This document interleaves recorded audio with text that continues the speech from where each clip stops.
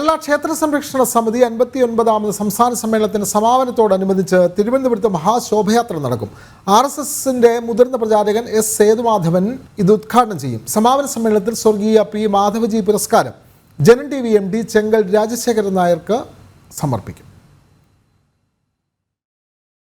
3 ദിവസം നീണ്ടുനിന്ന ക്ഷേത്ര സംരക്ഷണ സമിതി 59ാമത് സംസ്ഥാന സമ്മേളനത്തിന് ഇന്ന് കൊടിയിറങ്ങും. വൈകുന്നേരം നടക്കുന്ന മഹാശോഭയാത്രയോടുകൂടിയാണ് സമ്മേളനം പര്യവസാനിക്കുന്നത്. മഹാശോഭയാത്ര മുതിർന്ന സംഘപ്രചാരകൻ എസ് സേതുമാധവൻ പതാക കൈമാറും. തുടർന്ന് നടക്കുന്ന സമാപന സമ്മേളനത്തിൽ പൂജനീയ മഹാമണ്ഡലേശ്വർ ആനന്ദവനം ഭാരതി സ്വാമികളും പ്രജ്ഞാപ്രവാക് ദേശീയ സംയോജക് ജെ നന്ദകുമാറും പങ്കെടുക്കും.